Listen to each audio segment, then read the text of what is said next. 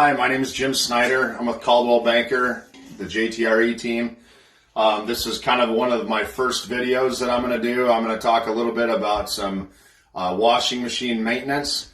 If you have a front load washer, we've discovered that you need to change and clean these drains out. So this is one thing that any of you first-time home buyers or anybody out there should actually take a look at doing to their washing machine. If you ever get that weird smell, this will be why. So down at the bottom of your machine, you have an entry port here, or an entry door, and you'll see that there's a little hose, and that hose is to drain the water out of it so that when you open that screen up, it just doesn't pour water out. If you've ever watched any of these videos, there's some people that get a good bath of water, and you don't want to get bathed by that water. So you pull that drain hose out and pull it out so you've got plenty of room. If you can get the bowl or the bucket below your area, that's obviously the best. Gravity will help you. If it were me, I would kink that hose a little bit and then take the plug out. If you don't kink the hose and you take the plug out, it's just going to start squirting at you. And we'll see how much water's in it. Ours actually is pretty good. It doesn't have hardly any water in it, but it's got some clogging in it, so we're going to work some of that clog out. Probably pretty dirty since it hasn't been cleaned ever. You can see the color of the water coming out of it is not pretty. Starting to get a little bit more out. Kind of like milking a cow. Oh yeah, it's got a good aroma to it. Nothing better than draining some stinky water on a Sunday morning. So I'm going to leave that open so I can crack this valve or the screen a little bit. If you were to close that back up and crack this, then all of the water would come out from there. So if you leave it, the valve or the plug off of the drain and crack this, it'll act like you're taking your finger off a straw and letting the water out of it. Some of them you have to push in to release it. This one's just a threaded one.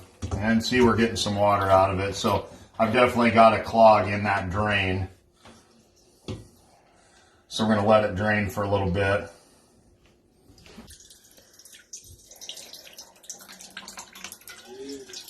Yeah. As you can see, it's starting to drain out a little bit more now. I cracked that opening and then re-seal or re-shut it off, but it allowed it to get some air out of it so that it can drain properly. So we'll let that drain for a while. Sometimes you'll get a gallon or so, sometimes you'll only get a little bit out of them. And as you can see, the water's definitely got a lot of discoloring to it. Kind of that final push there, it looks like. Then when you open that back up, you'll get some more water draining out of it. Just be cautious. If it drains a lot, you'll want to seal it back up and try to let that drain do what it needs to do some more.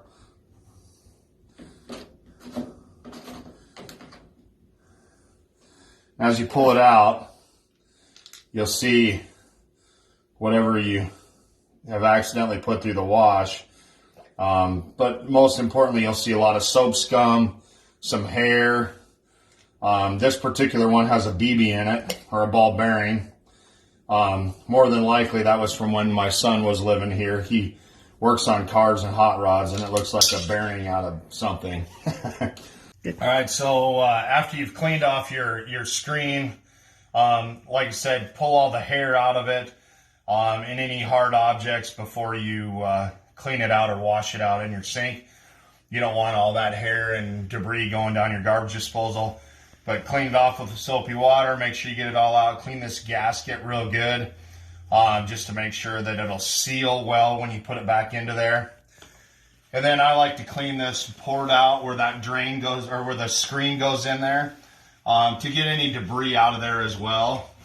So you can use a shop rag or a paper towel, clean out in there real good. And you'll notice there's still some in there. So as long as you get that cleaned out real good, when you put the filter screen back in, it'll seal well properly, because you don't want the opportunity for any future leaks. Slide it back in, screw it tight with your hand. Again, this is plastic, so you don't want to use any tools. Just make it good and tight with your hand, and then put your drain cap back on.